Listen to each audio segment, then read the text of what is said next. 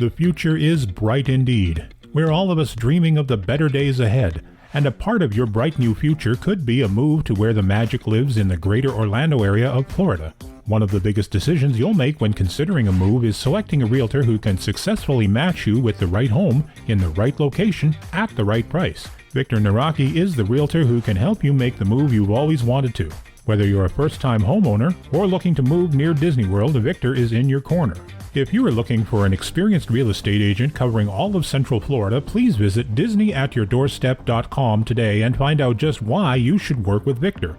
I encourage you to create a free, no-obligation account on his website. By doing so, you'll unlock the website's full potential and be able to enter specific criteria, save listings, and browse new properties sent to your email. Visit DisneyAtYourDoorstep.com today or visit his Facebook page, Victor Naraki Realtor. And don't forget to tell him the Grand Circle Tour podcast sent you.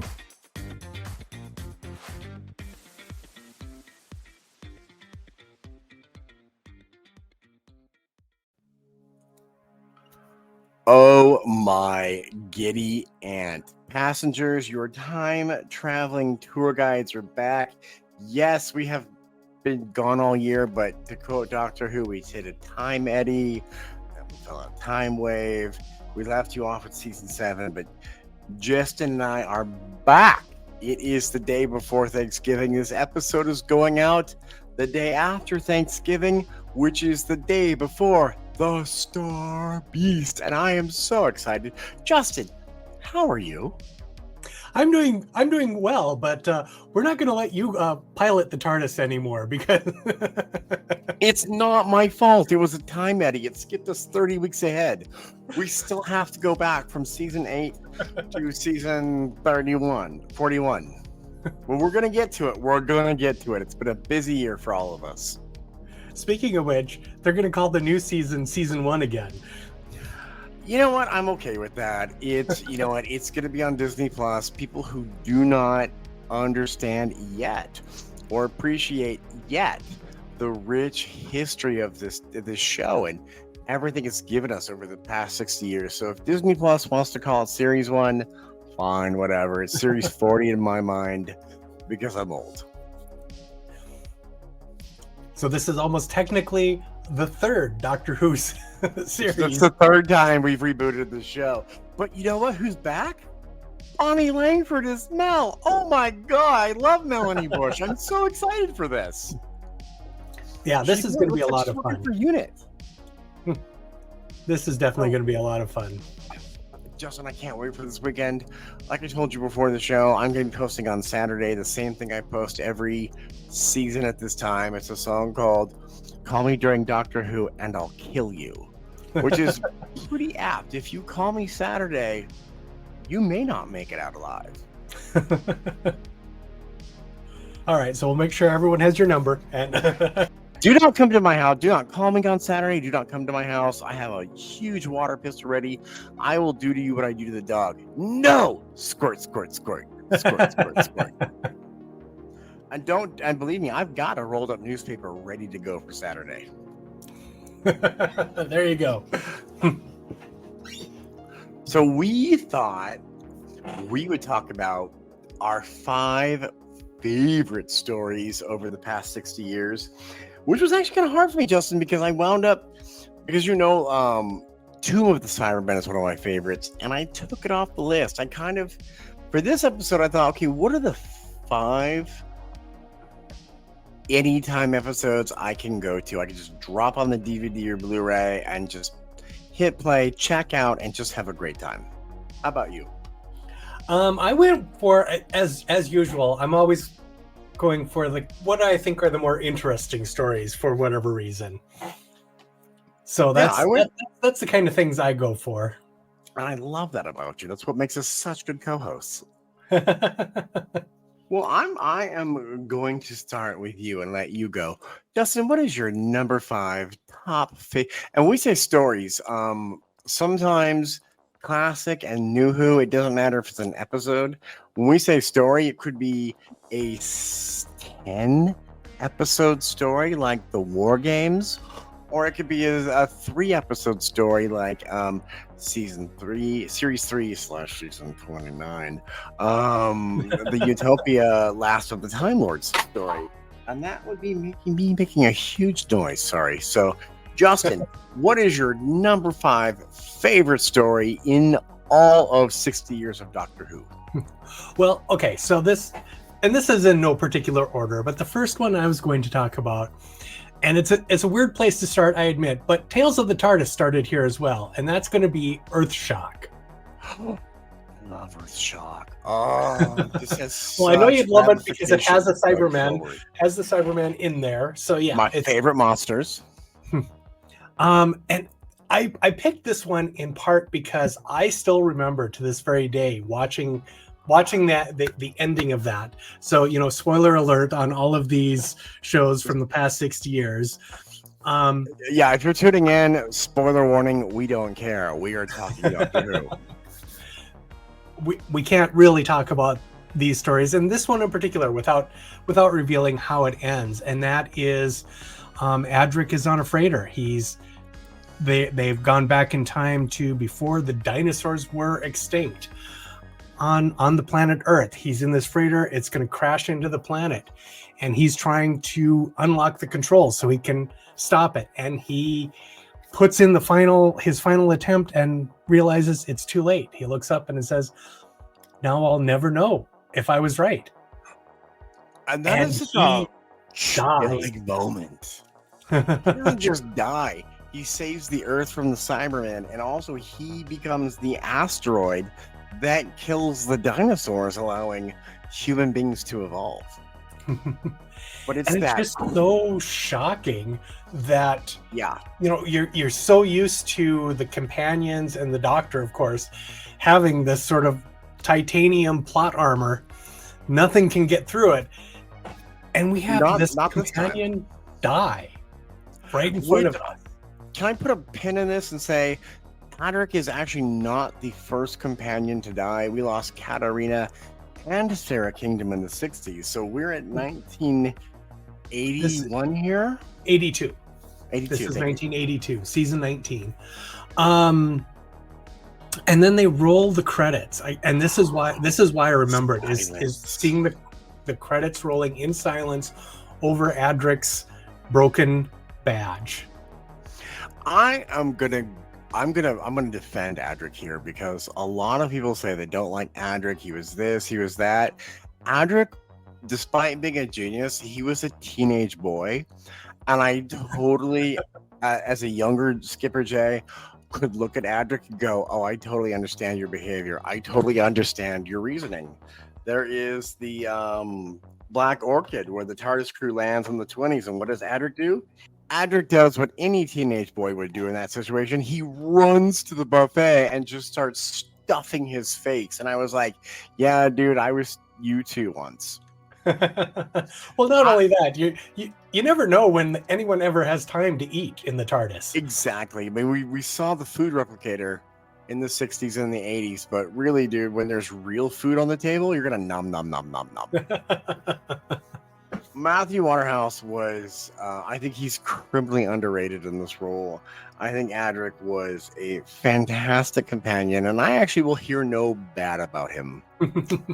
Well, I'm not going to say anything bad about him either, but like I say, that particular episode, I still remember to this very day just how shocked I was. You and I are like the same age. We watched the 4th and 5th Doctor on PBS, and you expected the safe ending. So when a companion actually died and there was ramifications, even though they only lasted the first 5 minutes of the next story, it stuck with you that yes, time and space is dangerous. People are going to get left behind, and they are going to die. Yeah, and just the way they handled it was, I mean, I love the silent credits and seeing his badge broken like that. Jodie's last story this year, where Tegan gets to see a version of her Doctor, and they're both still, all this time later, upset and devastated over Adric's death. Yeah, absolutely. And I watched a little bit of the beginning of Tales of the TARDIS the first episode there. I haven't got to see it yet. How is it? Well, like I say, I just watched the introductory part with the Fifth Doctor, Peter Davison, and Janet Fielding as Tegan coming together, and that's the story that they're going to talk about. Yeah. So you get to see those two together again, and that's a lot of fun. I love Janet Fielding as Tegan. Okay, I'm gonna raise my hand here, Justin. I love Janet Fielding, and I do really appreciate and enjoy Tegan. But are you like me? If you were given the chance to travel through all of time and space and see everything that ever was or ever could be, would you still wear your work uniform the entire time and complain? Perhaps not quite as much as Tegan complains, but I definitely would not wear my work uniform. That is definitely off the table. With as fabulous a wardrobe as the TARDIS has, my uniform would go into the dump. I wouldn't put in the dumpster. I would open the TARDIS door, fling it out, and be like, never again. Never again. Of course, you have to realize, too, though, that Tegan did not ask for this. She did not sign up for this. She kind of got shanghaied in a bit. She got hijacked. She got to watch her aunt die. Her new career be blown up in smoke. But still, man, if someone gives you all of time and space, are you really going to complain that much? But, and she did. She is one of the companions who does leave the TARDIS on her own, and then she comes back. Yeah. And what I love is it is a particularly brutal episode in which she leaves, because she looks at the Doctor and goes, I mentally, physically, emotionally can't do this anymore. I've got to go. Yeah. Goodbye. This is not fun. This is not fun anymore. This stopped being fun. This has become cruel and I can't do it. Mm-hmm. It is a fantastic story. I recommend everyone pick up the season 18 Blu-ray with Peter Davison, his first season, and watch it beginning to end. And if you can, watch Tegan's progression from Fourth Doctor to the time she quits, because as much as I poo-poo her, Tegan went through a lot. And the fact that in the end she and Nyssa wind up as a couple on Earth actually warms my heart. The fact that the fact that she does have a happy ending like that is good. Yeah, after everything she's gone through, everything she's seen, all the torture, all the pain, she winds up happy in Australia. And that's good. So what is your first one, your number 5 on your list? My number 5, and I'm going to go here because I know it's not the best story. I know it's a bit cheesy, but Justin, I got to take it back to the First Doctor, Mr. William Hartnell, and his season 3 episode, The Gunfighters. Okay. I absolutely love this episode. It is cheesy. It is bonkers. The First Doctor, and his companions, Dodo and Steven. The Doctor has a toothache. So where does he decide to go? Tombstone, Arizona, right before the OK Corral fight. And Doc Holliday removes his tooth and then goes, I'm going to make people think this Doctor is Doc Holliday and get out of Dodge and let this dude get shot up by the Klan gang. And it's so much misdirection, so much back and forth. It's a little crazy, but I love this story. It's one of, I think, Hartnell's best, because he's just once he gets rid of Susan, once Ian and Barbara leave, he's kind of like, woohoo, let's go get in some trouble. Let's have some fun. And this is very much him going, I have no adult supervision, so let's get in trouble. It is fun to see him kind of make that change, as you say. That is a lot of fun. And he wears an Old West hat through the whole thing. Oh, I forgot about. You're right. He does. He puts on the cowboy hat. Yeah. I'm gonna put a clip of the song of the OK Corral right here. So fill up your glasses and join in the song. The Lord's right behind you, and it won't take long.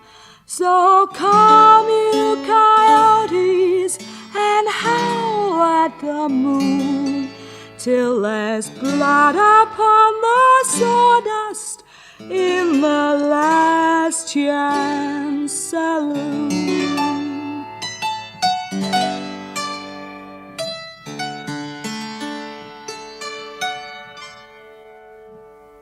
Yes, people, I own this song. Yes, people, it's in my phone and my Doctor Who playlist, and I do love it because that is how much I love this kooky, fun story. Yeah, that is definitely a good pick. I approve of that one. And it's one of those, there's no world ending, universe ending ramifications. It's just the Doctor wants some tooth help, decides to go in the Old West, and because why not? Happens to go wrong. And this, of course, this was back when they were doing a lot more of the historicals, as they're called. Which I prefer. I honestly prefer. I love the historical stories. I don't care which one it is or who they meet. I really love the Doctor going back in time and interacting with history, real history. Yeah, and this is such an interesting one for them to pick on and go to. It's kooky, it's 60s, it's fun. I would like to give a shout out to the late great Jackie Lane right here. Dodo had she played Dodo, companion of the first Doctor, and she had the most, I think to this day, the most unceremonious exit for any companion. She was in the War Games, and she disappears halfway through it. At the end, she's replaced by Ben and Polly, who just show up and go, "Oh, Doctor, don't worry. Dodo said go on without me. I'm just going to stay here." She never got a final scene. She never got to say goodbye. And it was so hurtful to her. She never came back. Not in audio, not in any form. She just was like, "You hurt me. I'm done with the role." That was an odd ending. I do remember that, where... Yeah. Molly just rolls up and goes, "Yeah, she decided to stay with some relatives. We're leaving without her. Bye."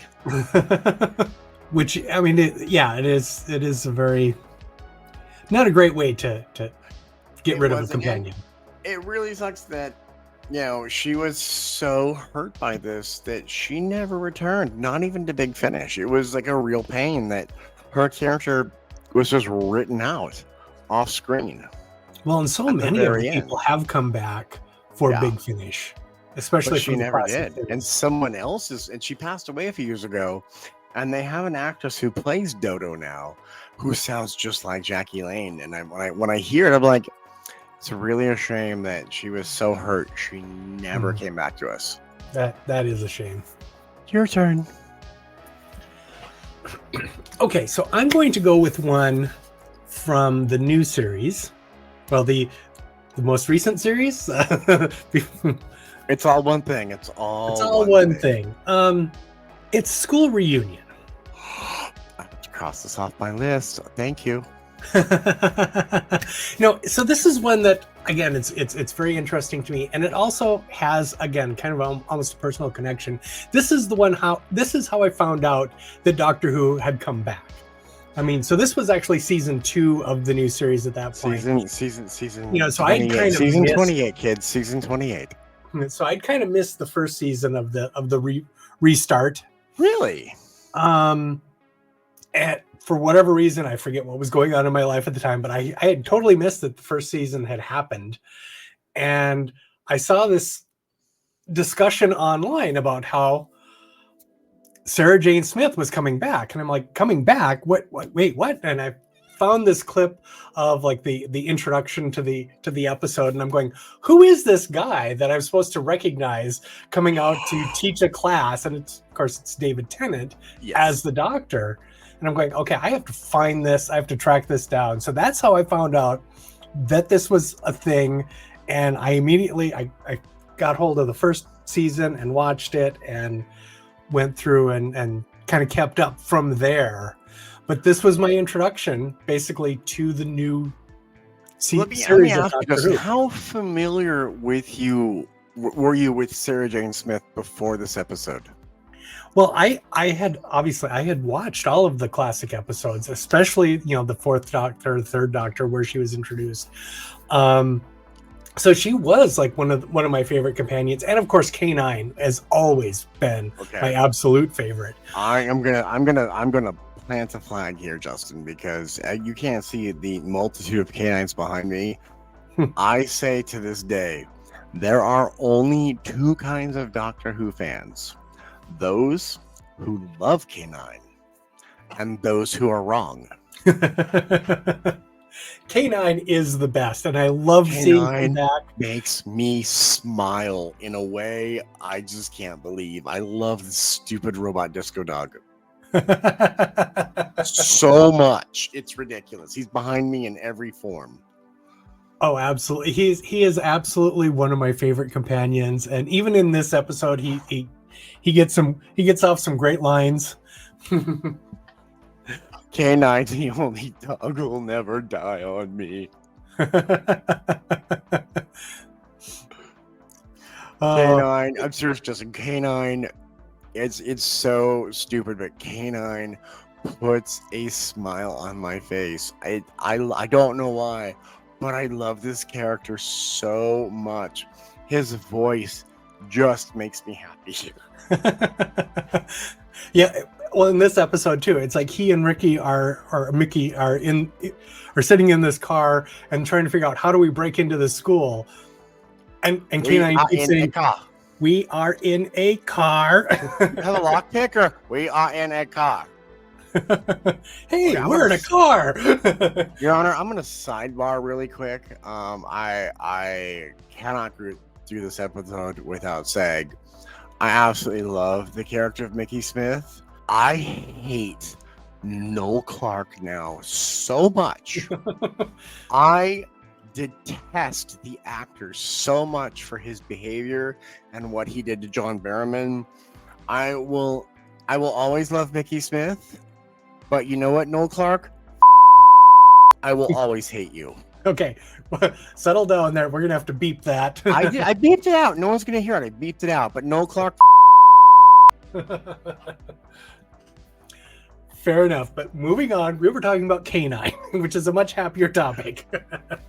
So resentful at Noel, and I used to like him, and now I hate him so much. But this also gives us the wonderful exchange between K9 and the Doctor, where the Doctor says, "You're a good dog," and he goes, "Affirmative." Dude, I'm not gonna lie, I cried at the end of this one. But it's only K9 Mark III. He gets replaced with K9 Mark IV. There's two on Gallifrey. K9 goes on, and damn, I love that dog so much. It's stupid. And I love that he is with Sarah Jane, and I don't know if you have any of the Sarah Jane Adventures stories on your list, but the fact that kept it just Doctor Who for this one. But after this reappearance of Elizabeth Sladen as Sarah Jane, they did go on to make a whole series around her character, and that would have kept going forever, I think, if she had not passed away. Yeah. I'm so bummed when that happened. I was really. I don't normally get teary when an actor dies, but the morning I woke up and found out Liz had passed, I was just really. It was weird. I was really devastated for somebody I didn't know and her family at the same time. Like, dang, this isn't right. Yeah, it was. I mean, it was shocking. It's like I don't think a lot of people didn't even know that she was ill. No one knew she was sick. She was kind of keeping that to herself, and then So it was a real shock to everyone. But the show itself, I mean, despite being, aimed a little bit more toward a younger crowd, it was a really good show. And passengers, if you want to watch Doctor Who and you want to bring your kids into this world, I think Justin and I are in the same saying, start with the Sarah Jane Adventures, because it's something that's very safe and will actually yellow brick road you into this world very safely.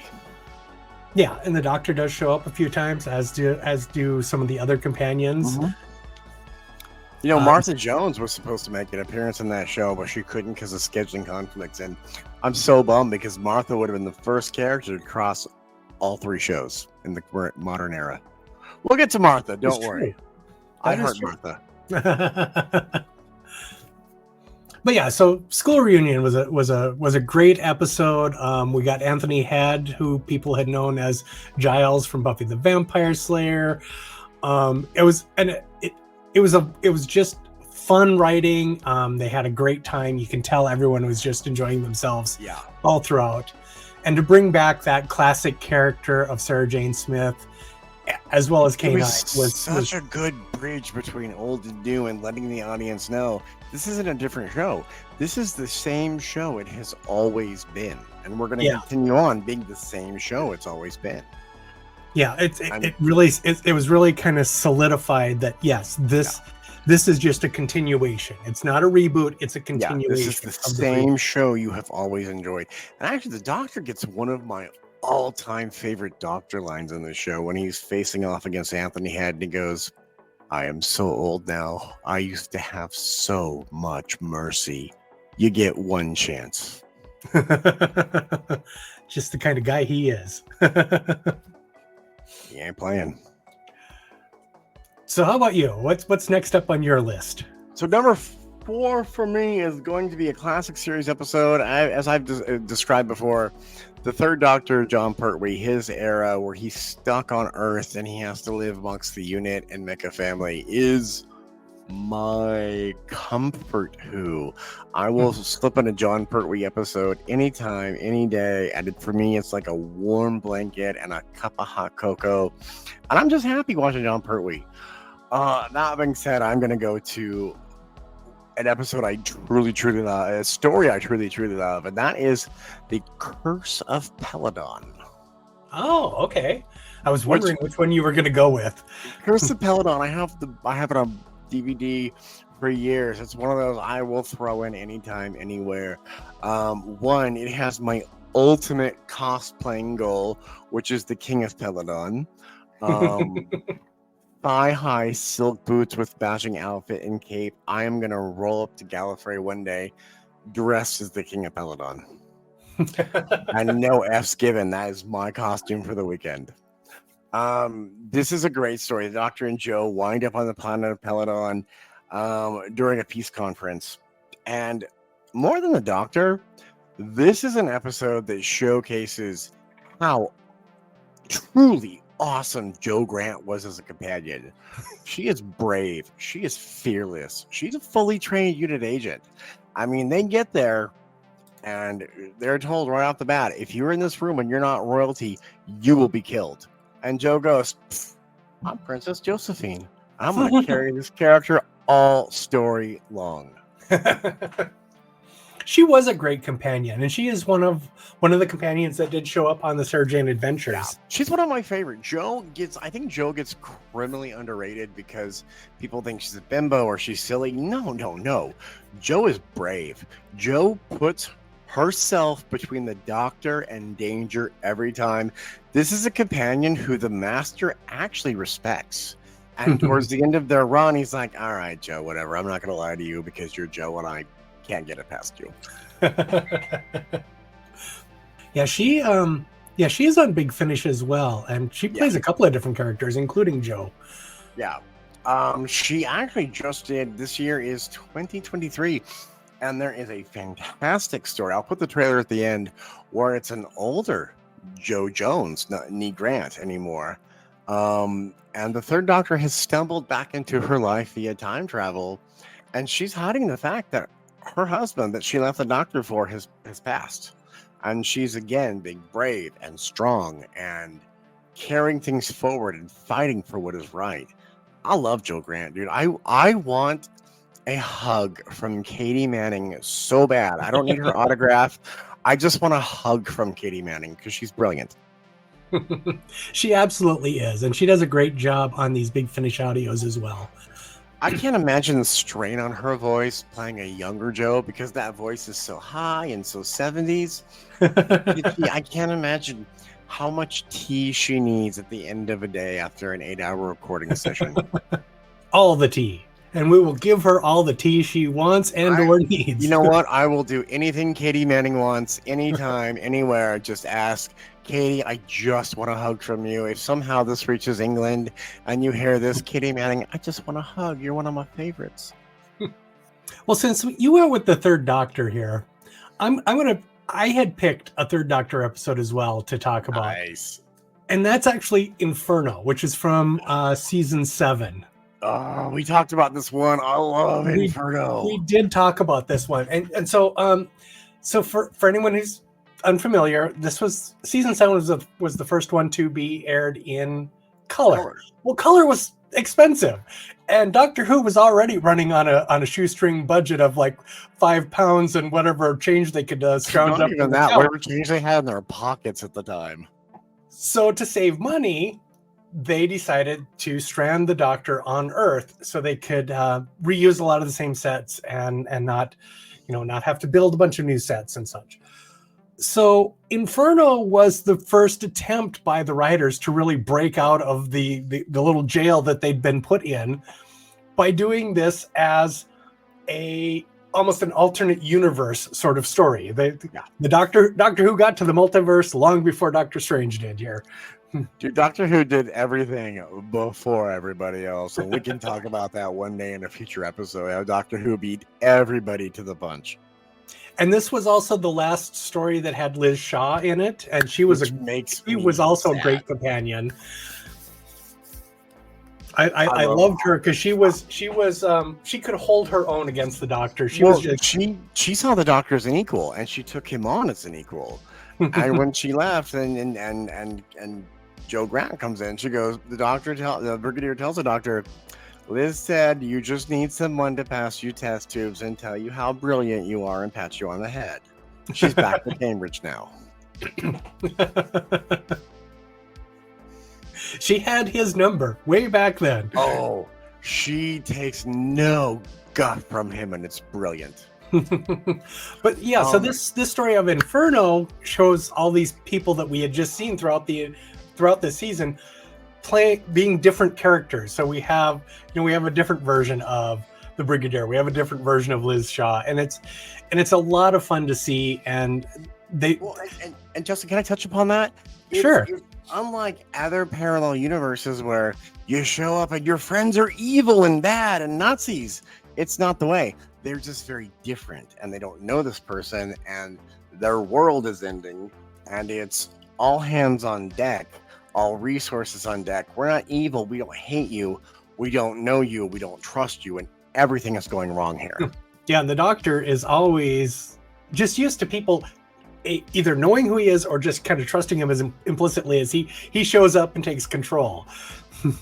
Yeah, and this is a story where he finds himself so out of his element, and all he wants to do is the right thing. And what spoilers ahead, when it comes to the end, the parallel universe is so brave. They're like, well, we're gonna have to die, but if it means this other universe lives, then we're just gonna die, and the other universe can live and do their best in our name. Absolutely. And just, I want to stop for a second because the actress who played Liz, but the daughter of the actress who played Liz Shaw, her name is Daisy Ashford, and she has been playing Liz on Big Finish for the past couple of years. Passengers, if you get a taste for the love that we have for the Third Doctor unit era and how brilliant and awesome Liz Shaw is, jump into any Third Doctor story on BigFinish.com where Daisy Ashford is playing her. You cannot tell the difference. It sounds like she's back. You do not know that's her daughter. Yeah, it's Carolyn John. Is Thank you. I feel so stupid because she's one of my favorites I've ever got at. Well, it's a lot of different names. I understand. So many names, and I sat down with no notes like always. No. Well, what's next up on your list? I think we're up to you again. It is my turn. For number 3, I am actually going to take us to modern times to who I think is the finest actor to play the Doctor to this point, Peter Capaldi. I freaking love everything Peter Capaldi. I love everything the 12th Doctor. It is so good. It is Doctor Who at his best when he is at the helm of the TARDIS. But his final story, and I really went back and forth on this. I'm going to put the Doctor's war speech right here. So let me ask you a question about this brave new world of yours. When you've killed all the bad guys, and when it's all perfect and just and fair, when you have finally got it exactly the way you want it, what are you going to do with the people like you? The troublemakers. How are you going to protect your glorious revolution from the next one? We'll win. Oh, will you? Well, maybe you will win. But nobody wins for long. The wheel just keeps turning. So come on, break the cycle. Why are you still talking? Because I want to get you to see, and I'm almost there. You know what I see, Doctor? A box. A box with everything I need. A 50% chance. For us too. And we're off! Fingers on buzzers! Are you feeling lucky? Are you ready to play the game? Who's gonna be quickest? Who's gonna be luckiest? This is not a game! No, it's not a game, sweetheart, and I mean that most sincerely. Why are you doing this? Yes, I'd quite like to know that too. You set this up, why? Because it's not a game, Kate. This is a scale model of war. Every war ever fought right there in front of you. Because it's always the same. When you fire that first shot, no matter how right you feel, you have no idea who's going to die. You don't know whose children are going to scream and burn. How many hearts will be broken? How many lives shattered? How much blood will spill until everybody does what they were always going to have to do from the very beginning? Sit down and talk! Listen to me, listen. I just want you to think. Do you know what thinking is? It's just a fancy word for changing your mind. I will not change my mind. Then you will die stupid. Alternatively, you could step away from that box. You could walk right out of that door and you could stand your revolution down. No. I'm not stopping this, Doctor. I started it. I will not stop it. You think they'll let me go after what I've done? You're all the same, you screaming kids. You know that? Look at me. I'm unforgivable. Well, here's the unforeseeable. I forgive you. After all you've done, I forgive you. You don't understand. You will never understand. I don't understand? Are you kidding me? Of course I understand. I mean, do you call this a war, this funny little thing? This is not a war. I fought in a bigger war than you will ever know. I did worse things than you could ever imagine. And when I close my eyes, I hear more screams than anyone could ever be able to count. And you know what you do with all that pain? Shall I tell you where you put it? You hold it tight. Till it burns your hand. And you say this: no one else will ever have to live like this. No one else will ever have to feel this pain. Not on my watch.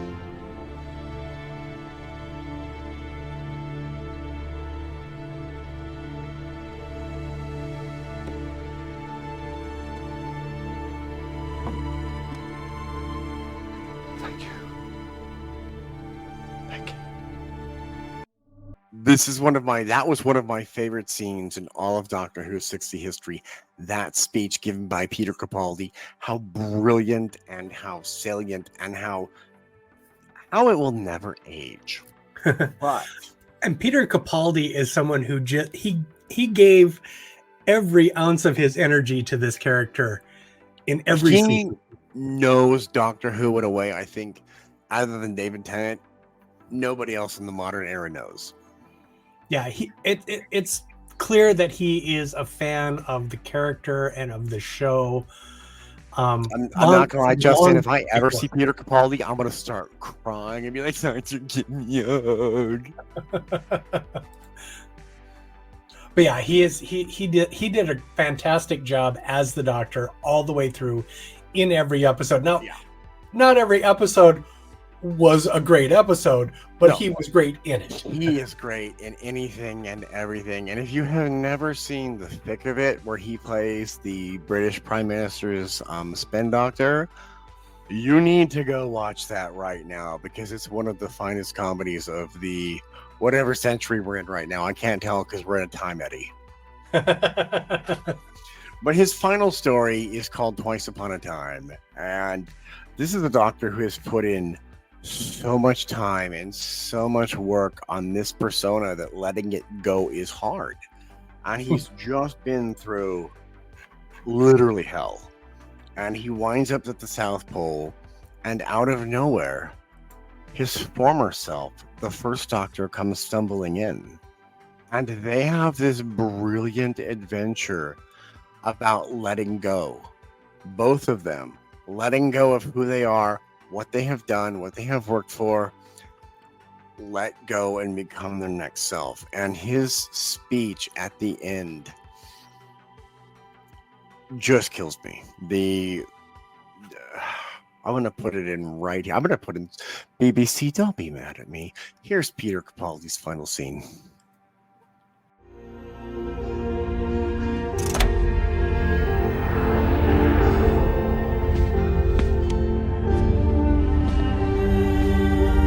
Oh, there it is. Silly old universe. The more I save it, the more it needs saving. It's a treadmill. Yes, I know they'll get it all wrong without me.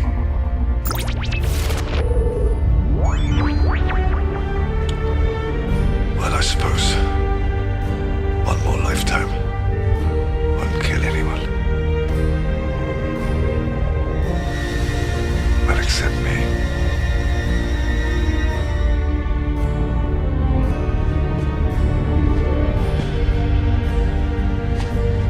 You wait a moment, Doctor. Let's get it right. I've got a few things to say to you. Basic stuff first. Never be cruel, never be cowardly. Hate is always foolish, and love is always wise.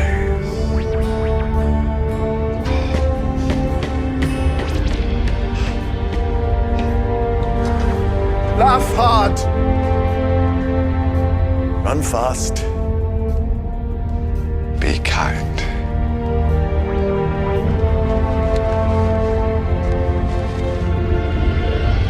Doctor, I let you go.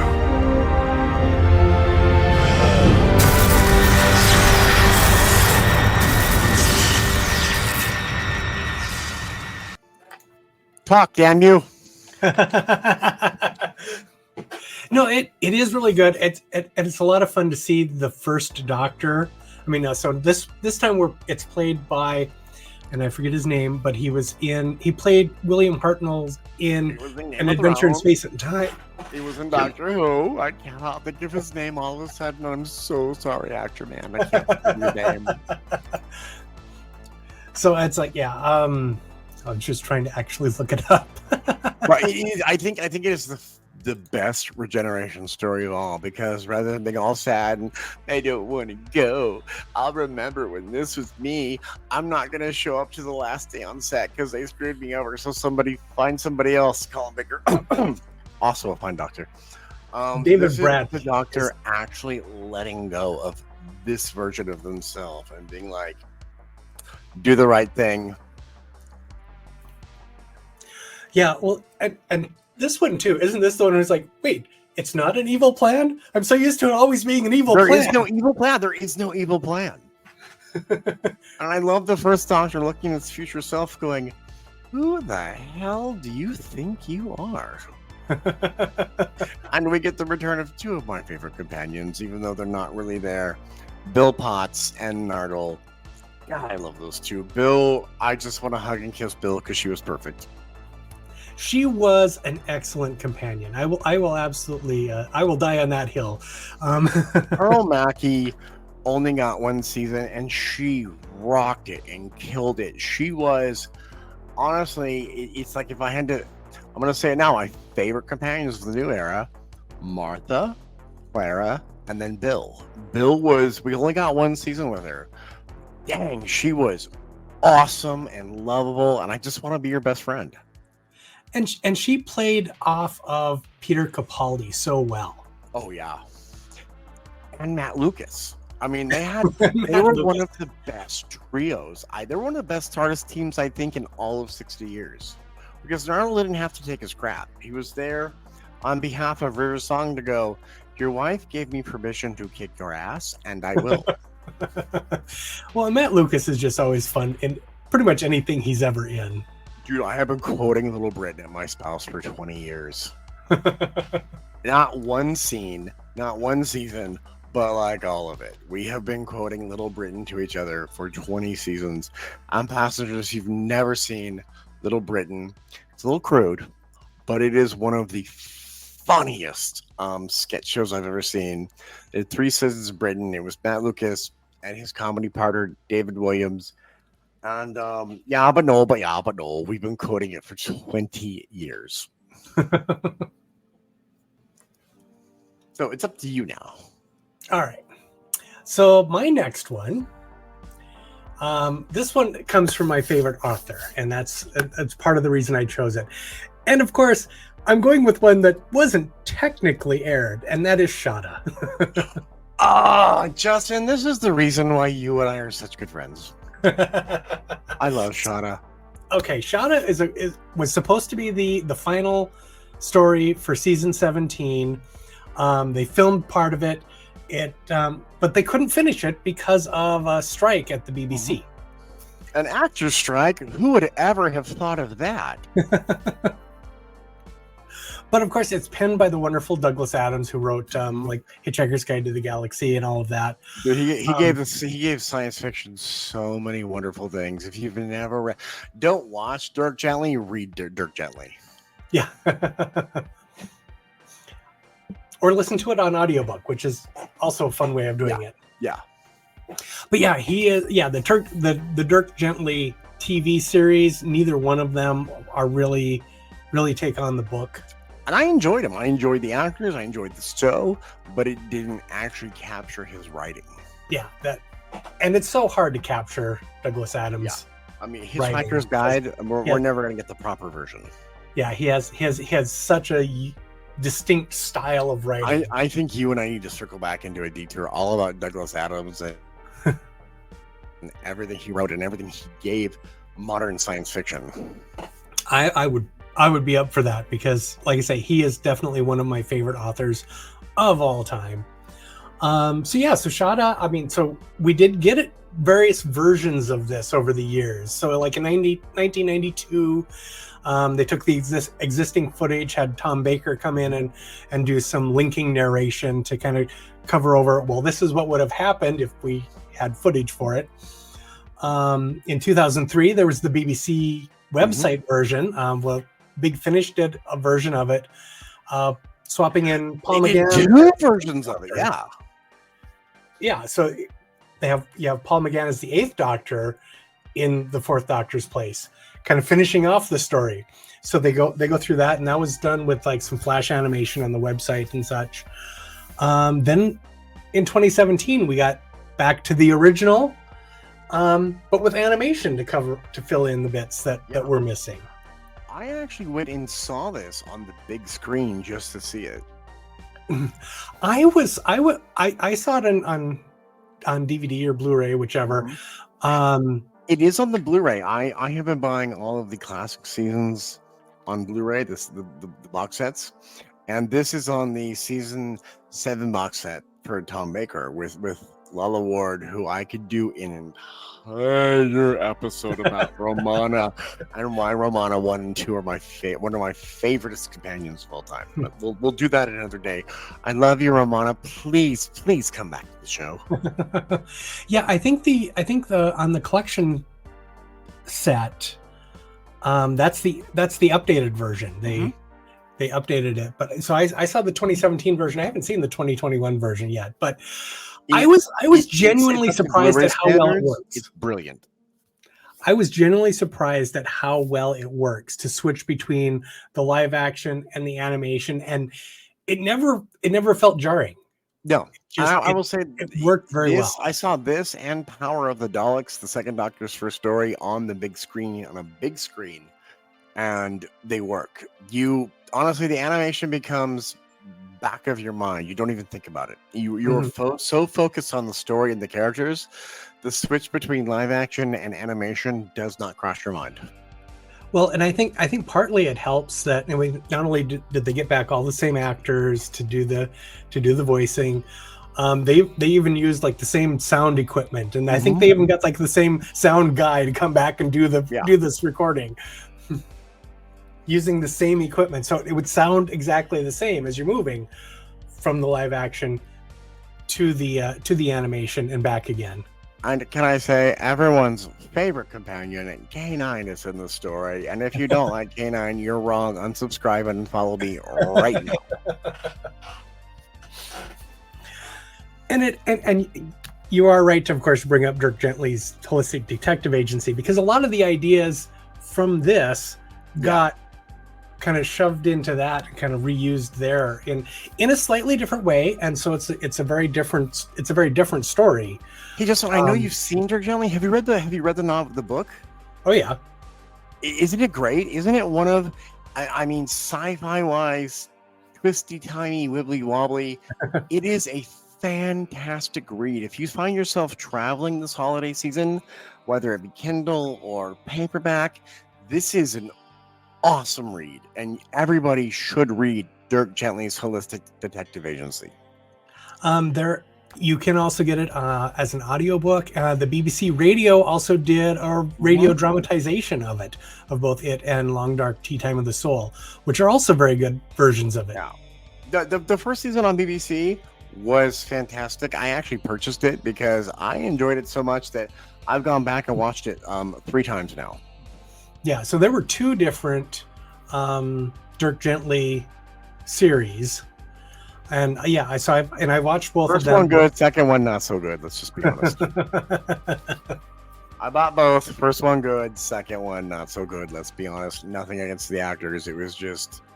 Well, the first one was basically kind of doing it in the style of Sherlock, which was big at the time, and then the second one was, I mean, it is its own thing. It is not Dirk Gently, but it is definitely its own thing. If you want to watch it, you're watching it for the characters because you have grown to care about these characters and you want to see what happens beyond, or you want to see the friendships grow in that group. And there you won't be disappointed, but story-wise, you're going to get about halfway through and go, what am I watching sober? Yeah.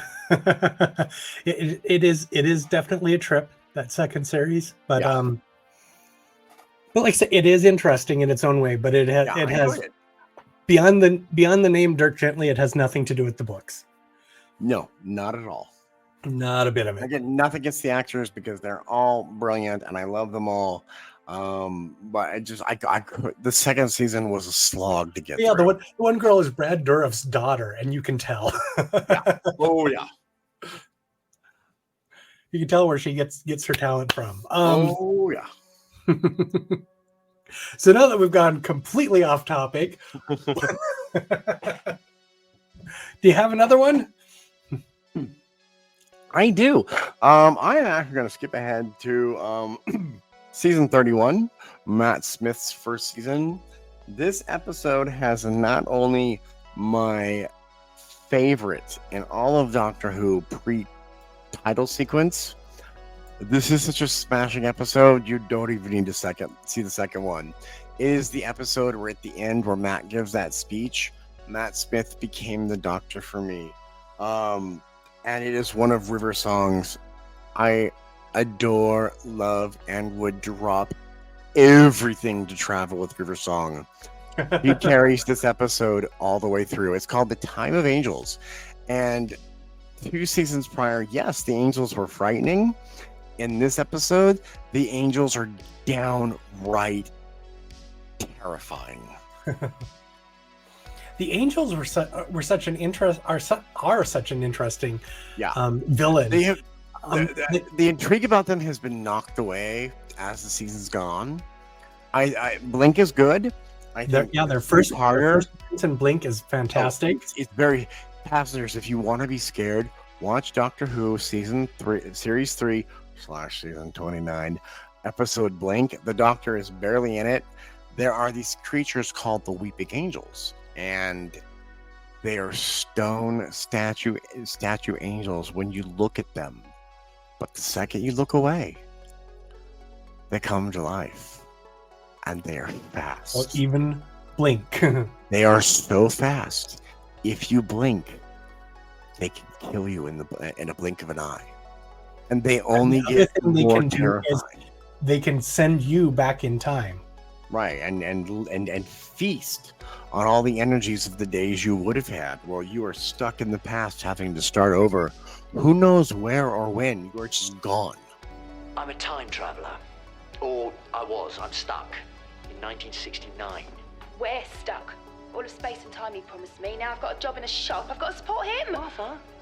Sorry. I've seen this bit before. Quite possibly. 1969, that's where you're talking from. Afraid so. But you're replying to me. You can't know exactly what I'm going to say 40 years before I say it. 38? I'm getting this down. I'm writing in your bits. How? How is this possible? Tell me. Not so fast. Yeah, people don't understand time. It's not what you think it is. Then what is it? Complicated. Tell me. Very complicated. I'm clever and I'm listening, and don't patronize me because people have died and I'm not happy. Tell me. People assume that time is a strict progression of cause to effect, but actually, from a non-linear, non-subjective viewpoint, it's more like a big ball of wibbly-wobbly, timey-wimey stuff. Yeah, I've seen this bit before. You said that sentence got away from you. It got away from me, yeah. Next thing you're going to say is, well, I can hear you. Well, I can hear you. This isn't possible. No, it's brilliant. Well, not hear you exactly, but I know everything you're going to say. Always gives me the shivers, that bit. How can you know what I'm going to say? Look to your left. What does he mean by look to your left? I've written tons about that on the forums. I think it's a political statement. He means you. What are you doing? I'm writing in your bits. That way, I've got a complete transcript of the whole conversation. Wait until this hits the net. This will explode the egg forums. I've got a copy of the finished transcript. It's on my autocue. How can you have a copy of the finished transcript? It's still being written. I told you I'm a time traveler. I got it in the future. Okay, let me get my head around this. You're reading aloud from a transcript of a conversation you're still having. Wibbly wobbly, timey wimey. Actually, never mind that. You can do shorthand. So? What matters is we can communicate. We have got big problems now. They have taken the blue box, haven't they? The angels have the phone box. The angels have the phone box. That's my favourite. I've got that on a t-shirt. What do you mean, angels? You mean those statue things? Creatures from another world. But they're just statues. Only when you see them. What does that mean? Lonely assassins, they used to be called. No one quite knows where they came from, but they're as old as the universe, or very nearly. And they have survived this long because they have the most perfect defense system ever evolved. They are quantum locked. They don't exist when they're being observed. The moment they are seen by any other living creature, they freeze into rock. No choice, it's a fact of their biology. In the sight of any living thing, they literally turn to stone. And you can't kill a stone. Of course, a stone can't kill you either, but then you turn your head away. Then you blink. And oh yes, it can. Don't take your eyes off that. That's why they cover their eyes. They're not weeping. They can't risk looking at each other. Their greatest asset is their greatest curse. They can never be seen. Loneliest creatures in the universe. And I'm sorry. I am very, very sorry. It's up to you now. What am I supposed to do? The blue box, it's my time machine. There is a world of time energy in there. They could feast on forever, but the damage they could do could switch off the sun. You have got to send it back to me. How? How? And that's it, I'm afraid. There's no more from you on the transcript. That's the last I've got. I don't know what stopped you talking, but I can guess. They're coming. The angels are coming for you. But listen, your life could depend on this. Don't blink. Don't even blink. Blink and you're dead. They are fast, faster than you could believe. Don't turn your back. Don't look away, and don't blink. Good luck. And they get more terrifying in this episode. Yeah, and like I say, it's such an intriguing concept behind this villain. And Blink is absolutely one of the best standalone Creatures episodes. of the Abstractors, as they're called. And Justin, are you like me? In the new series 2005 to now, the revival of this long-running show, these villains, my favorite monsters are the Cybermen. They scare the hell out of me because they cut your brain out and they use it as a CPU for one of their suits. So you are both alive and dead. You have no feelings, but you're alive in a metal suit doing what you're told. The Angels terrify me in a way that the Cybermen do. They're definitely the sort of villain to watch from behind the couch, as it were. Totally. I have a Weeping Angel figure behind me, and every now and then I'm like, did it move? Did it move? Do we got to burn everything to the ground and run? But yeah, so that is definitely a good one. A lot of Matt Smith's episodes are good. I'll be honest, because I've been a long-running Doctor Who fan, and I was just so in love with Dana Tennant's Doctor. When Matt took over, I actually didn't appreciate Matt until he was done, and then I went back and watched this whole run again and went, oh my god, Matt Smith is the Doctor. Matt Smith is so good, and I wish I could have appreciated him at the time, but I love him even more now. I warmed up to him pretty quickly myself. I mean, when I first saw him introduced, they're like, "This is the guy who's going to be the new Doctor." I looked at him and went, "Him? He looks. This guy doesn't have any wrinkles. He still has spots." But even in his first episode, I mean, he kind of starts off almost like being David Tennant's Doctor, and then kind of grows into his own version of it by the end of the episode. And I liked seeing that sort of transition, the way he did that. So that was really good. And dude, Matt was so good. He's one of the actors I want to give a hug to and be like, you are the Doctor. And I love your wife more than you, and will travel with your wife faster than I would with you. And of his companions, I liked Rory. I liked Rory as a companion because he was also someone who would kind of tell the Doctor what was what. He told him off. He told him the truth to his face, and the Doctor had to and the Doctor listened to him. He didn't blow him off. He goes like, "Yes, I make people dangerous. Yes, I remember. Yeah, that's exactly the scene I was thinking of too. Was you are so dangerous to people because they want to impress you. They want to live up to your standards. And so they try. And that's what makes you so dangerous. And and he's like, yeah, you're right. So you're going to go do this dangerous thing? And it's like, of course I am. And I will say as guy, I think I'm a speaker for women here too. We look at Rory and go, damn, that's a husband. Yeah, so he was definitely one of my favorite companions. Yeah, Arthur Darvill was great. Mm-hmm. Don't get me wrong, Karen Gillian. He was our kitty. We just kept killing him over and over and over. Oh, what is it in the Pandorica Opens or along somewhere in there where Rory comes back and the Doctor's talking to him? It's like, I'm missing something really important, and it's like, yeah, I think you are. Wait a minute, you died. That trio of Matt and Karen and Arthur, I really hope they come to Big Finish, because that trio, those three actors together, are just magic. They definitely played off of each other very well. They had that chemistry that kind of keeps things going so well. I love it.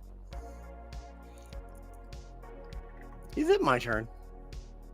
You just did a Matt Smith one. Oh, it's your turn. Yes, it's your turn. So the fifth one I had written down. This goes back to season 20. So we're back to 1983. We're in the 80s again. And this is Snake Dance. And I love it because Justin, Janet I knew you Fielding were gets my to have BFF. so much fun playing Tegan as possessed by the Mara. Tegan, who we've already talked trash on earlier in this episode. Sorry, Janet Fielding. No offense. We love you. No offense. But so that I love that, just if only for that, for seeing Janet Fielding really get to play such a completely different character, and again, you can tell she's having so much fun with it that it's a delight to watch. Yeah, it's it's one of those modern viewers. If you have not gone back and watched Doctor Who, I'm going to recommend that you track down either on Blu-ray or iTunes or whatever the modern version of Snake Dance with the new and improved special effects, because I am deeply devoted to this show, so I watch the janky effects and don't care. I love it. Yeah, I'll ever look at this and go, what am I watching? But it's worth it. And here's my thing about Classic Who. Skip the special effects. That's not what you're there for. You were there for the stories, the characters. Everything else is just gravy. Enjoy the cheesy stuff and enjoy the characters and their brilliance and the stories and the acting and everything and how it continues on. I always look at it as I'm just amazed at what they're able to pull off on what was clearly no budget. Yeah, literally, they did Doctor Who with the change in their pocket. I mean, in Tom Baker's first season, they spray painted green. What is it? Plastic wrap. Man. Thank you, plastic wrap with the bubbles, like bubble wrap, and made that a villain for a 5-episode story. So do not go into this thinking the effects are going to be brilliant. You are going into the think of that Doctor Who as a stage play and the brilliant acting, and put special effects and the sets to the side and go into it for the story. Yeah, you do have to look at it as the story, because the special effect, I'm always amazed at how much they were able to accomplish,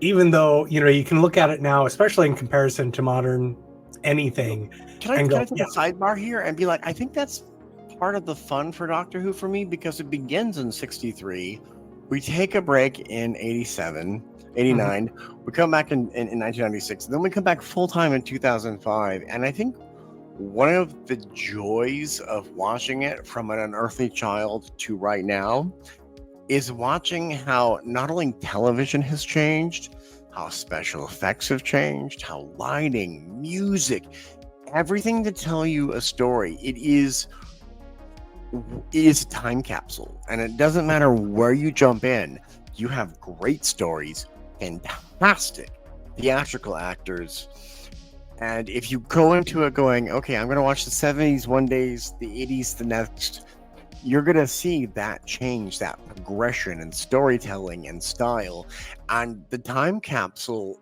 of the decades is really one of the cool things to watch.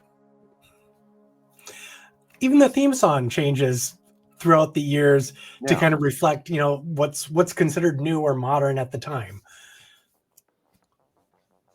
So yeah, it's a lot of fun. So that was mine. Snake Dance.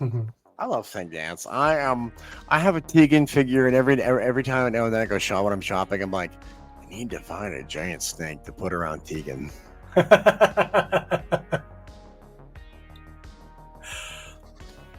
Is it my turn? So we should be up to your fifth one.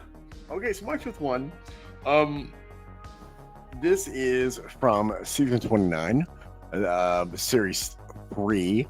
This features David Tennant, Freema Agyeman, John Barrowman, and John Sim.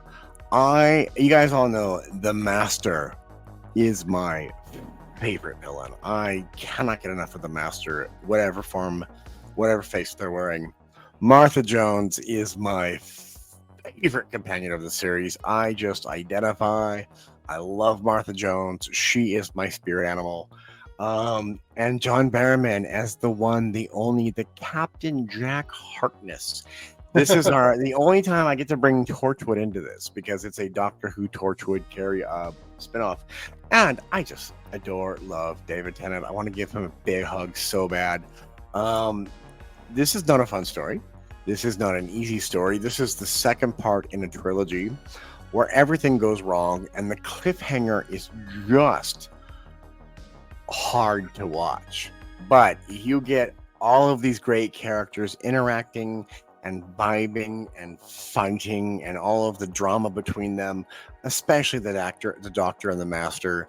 And it ends with Martha Jones proving why she is the best companion of the new series. Just gonna drop that bomb right there. Love you, Freeman. Give me an autograph. So I assume we're talking about The Sound of Drums. Sound of Drums. Sorry. The second episode of the three-parter that started with Utopia, Sound of Drums, and then Last of the Time Lords. It's one of those where the Doctor and his companions, they have no TARDIS, they have no way out, they have no sanctuary. The Master has literally finally taken hold of the planet. And they're on the run. They have nowhere to go. Torchwood 3 has been sent to the Himalayas. They've got no backup. They are just the three of them trying to survive and outthwart the Master. And it's one of those, I will throw this on anytime, anywhere. And I think it has one of the best cliffhangers in Doctor Who. Martha looking at the camera going, oh yeah, I'll be back. And she was. I love Martha Jones. I'm just going to sing it to the hills. She's my favorite companion. Don't care what anyone thinks. I want a hug from Freema so bad. You know, and Martha Jones is, you know, like Tegan, she was one of these companions who ultimately walked away on her own terms. She went to in the modern series to walk away in this situation and went, you know, this isn't healthy for me, and walked away. Unlike Rose, unlike Amy, unlike Donna, unlike Clara, she had a choice, and it was this. You said this isn't healthy. I need to do what's best for me. You don't have my best interests at heart, but I do, and I'm gonna go on without you. But here's my phone number. Here's my phone. I can call you anytime I want. Yeah, so she walked away with purpose, and that was good. And she, you know, of course, I think she shows up again from time to time in various things after she left here. But yeah, I've said it before, Justin. I'll say it again. I love you, Freema Agyeman. I love you, Martha Jones. You are in the 60 years of this show, Martha is my favorite companion, and she's my ride or die. I will stick by Martha till the end of time. Well, speaking of end of time, we're running a little long on time here. It's your turn. Well, I was saying we've both done 5, and it's about time to wrap up. I think we should wrap up because we are over an hour. Justin, exactly. Thank you so much for agreeing to my silliness today.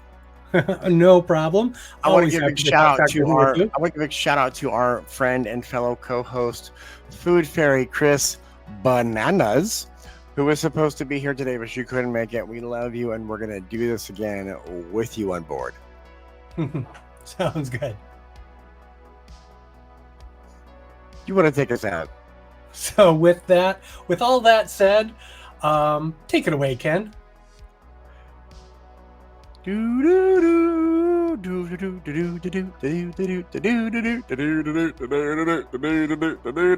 Watch Saturday. The Grand Circle Tour podcast is brought to you in part by Expedition Roasters. When you visit expeditionroasters.com, use the promo code Grand Circle Tour podcast, that's all one word, and you will receive 10% off of your purchase. If you would like to keep the adventure going after the show, be sure to visit our Facebook page, Disney Friends of the Grand Circle Tour podcast. While you're on Facebook, like our page, Grand Circle Tour podcast. Be sure to follow us on Twitter, Grand Circle Tour Podcast, on Instagram at GCT Podcast, and our YouTube channel, Grand Circle Tour. On TikTok, Grand Circle Tour. That's all one word. If you'd like to email us, drop us a line, gctpodcast@gmail.com. T-shirts and other fun merch can be found at tpublic.com. Simply search Grand Circle Tour Podcast. If you enjoyed your visit, leave us a review on Apple Podcasts. Only one rule, make it good. All logos, sounds, music, and songs that are made by and for Disney and its affiliates are owned in full by the Disney Corporation, and they are not, nor are they intended to be owned in any way by the Grand Circle Tour Podcast. Thank you for riding with us, and welcome home.